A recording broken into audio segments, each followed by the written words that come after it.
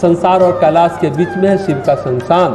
संसार को शमशान से पार करना पड़ता है, तब कैलाश में प्रवेश होता है, और कैलाश में प्रवेश होते ही संसार ध्वस्त हो जाता है। देखिए एक बात बड़ा यहाँ आश्चर्यजनक है, जिस समय उस मछली के चिन्ह को ध्वजा वाले कामदेव ने कोप किया, उस समय क्षण भर में ही वेद की सारी मर्यादाएं मिट गई।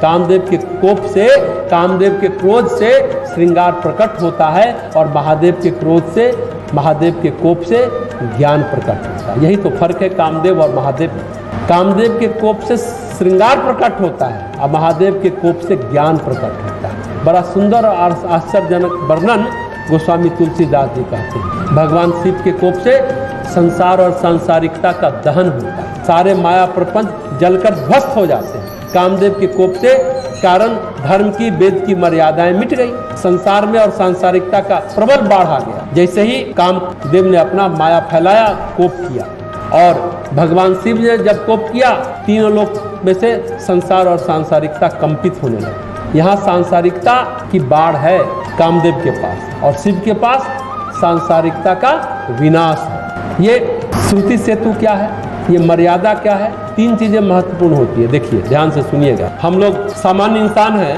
उनके लिए ये बात बड़ा महत्वपूर्ण है। तीन चीजें जीवन में महत्वपूर्ण होती है, नैतिकता, धार्मिकता और आध्यात्मिकता।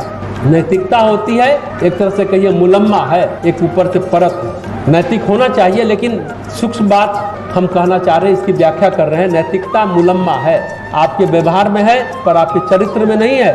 नैतिकता कुछ ऐसा है जैसे सिनेमाई ड्रामा, कोई आदमी सिनेमा का साधु जैसे होता है। सिनेमा का साधु आप देखिएगा तो स्त्री की ओर आंख उठाकर नहीं देखा, लगा कि वैराग्य धारण किए हुए है, लेकिन फिर क्या होगा, जैसे ही साधु का वेश हटता है, वो परत हटता है, वो वेश हटा, सारी बातें खत्म। नैतिकता आध्यात्मिकता का सामाजिक अभिनय है, अंदर से नहीं है। हम अपने को दिखा रहे हैं कि हम नियंत्रण में हैं, नियंत्रण में रखे हैं। नैतिकता है कि हम शराब नहीं पीते, पर मन में शराब की इच्छा है। पीते नहीं है, शराब की इच्छा है। कई लोग बोलते हैं कि बांस छोड़ दी, लेकिन बड़ा इच्छा करता रहता है खाने का। गायत्री परिवार आए यज्ञ में, दीक्षा में, एक बुराई कहीं छोड़ने के लिए हमने मांस तो छोड़ दिया, लेकिन मन में बड़ा इच्छा रहती है। अब 24 घंटे मांस ही दिखता रहता है, मीट और फिश और मटन दिखता रहता है। सही बात है, एक व्यक्ति चाय छोड़ दिए थे दौड़ते हुए, या 88 की बात बता रहे हैं, 1988 का। अब यज्ञ कराने गए थे उन्होंने, अब चाय छोड़ दिया। दिन भर में 40 कप चाय पीते, छोड़ दी उनकी पत्नी। 7 दिन बाद दौड़ते हैं कि तो बिस्तर पकड़ ली, उठ ही नहीं पा रही है, क्या करें, चाय तो छोड़ दी तो मर जाएगी। हम बोले कि ऐसा कीजिए कि आप जो है ना प्रज्ञा पे पिला दीजिए जड़ी बूटी वाली चाय। उस समय तो 88 में इतना आसानी से सुलभ नहीं था, उपलब्ध नहीं था। हमारे पास था, हम लेके जाइए, दीजिए कि जिंदा हो जाए, काम काज करे, आप लोगों को खाना पीना मिले। आपने छोड़ दिया, मन में इच्छा है, यही है नैतिकता। ये बड़ा महत्वपूर्ण है, व्यवहार में नहीं है। बात समझने की, नैतिकता आध्यात्मिकता का सामाजिक अभिनव है, अंदर से नहीं है। हम अपने को नियंत्रण में रख रहे हैं। नैतिकता है, जैसा हमने कहा ना, शराब पीते नहीं है लेकिन पीने की इच्छा हो जाती है। धार्मिकता क्या है? सदाचरण है, चरित्र में है। नैतिकता व्यवहार है और धार्मिकता चरित्र है। देखिएगा, व्यवहार में हम बहुत अच्छा व्यवहार कर रहे हैं, लेकिन चरित्र में नहीं है नैतिकता। लेकिन धार्मिकता एक कदम आगे है, चरित्र है, वो आपके आचरण में है, सिर्फ व्यवहार में नहीं, आपके आचरण में। अपने आप मर्यादा नहीं लांघते हैं, वो धार्मिक व्यक्ति है। आप अंदर से महसूस करते हैं इस जीवन मूल्यों के साथ हम समझौता नहीं करेंगे। नैतिकता में कोई रिश्वत दे रहा है, भले ही नहीं ले रहे हैं, पर मन में चल रहा है कि ले लेते तो क्या बुरा था। ये है नैतिकता।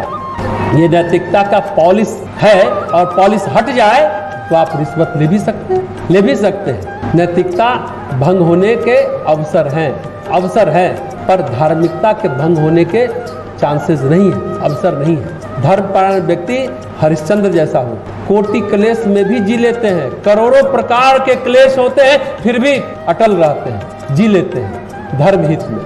धर्म की रक्षा के लिए करोड़ों कष्ट सह लेते हैं। नैतिकता में सुविधा है, धर्म में सुविधा नहीं है। जहाँ संकल्प है वहाँ विकल्प की सुविधा नहीं होती। राजा दशरथ है, मर गए पर वचन नहीं तोड़ा। कामदेव के कोप से नैतिकता की मर्यादा सभी टूट गई, पूरे संसार में टूट गई, मिट गई। लहर आई तो बालू की लकीर मिट गई, लहर अपने साथ सबको बहा कर ले गई। पर धार्मिकता का मिटना मुश्किल होता है। और आध्यात्मिकता क्या है? स्वभाव है। नैतिकता व्यवहार है, धार्मिकता चरित्र है और आध्यात्मिकता स्वभाव होता है। अपने आप बिना सोचे आचरण में, व्यवहार में प्रकट हो जाता है। जब कृष्ण से अर्जुन गीता में 7 सवाल पूछते हैं ना, किम ब्रह्म किम अध्यात्म, ब्रह्म का क्या है, अध्यात्म क्या है, तो अध्यात्म को परिभाषित करते भगवान कहते हैं कि स्वभावम अध्यात्म उच्यते। तुम्हारा स्वभाव ही तुम्हारा अध्यात्म है। वहाँ कोई आरोपण नहीं है, दिखावा नहीं है। जो है वो आपका है। आत्मा जब अपने स्वाभाविक स्वरूप को प्रकट करती है व्यक्तित्व में, तो अध्यात्म प्रकट होता है। धर्म आंतरिक अनुशासन है, नैतिकता बाहरी अनुशासन है। और आध्यात्मिकता न आंतरिक अनुशासन है न बाहरी अनुशासन है, वह तो स्वभाव है। बहुत गहरी बात है। आपकी आत्मा का स्वभाव ही अध्यात्म है। वहाँ कोई संभावना नहीं है, कोई पॉसिबिलिटी नहीं है। बिना सोचे विचारे करे न करे का कॉन्फ्लिक्ट नहीं है, द्वंद्व नहीं है। अपने आप स्वतः होता चला जाता है। तो भगवान शिव में आध्यात्मिकता आंतरिक बाहरी रूप में चारों तरफ से सघन घनीभूत होकर प्रकट हो रही है। कामदेव के प्रभाव से मर्यादा नैतिक मूल्य चले गए संसार में, पर आध्यात्मिक मूल्य नहीं जाते। धर्म के अनुशासन के पालन में आदमी कष्ट सहता है, पर आध्यात्मिकता में आदमी कष्ट नहीं सहता। वो आपका स्वभाव ही है। सहज तपस्वी है, सहज योगी है।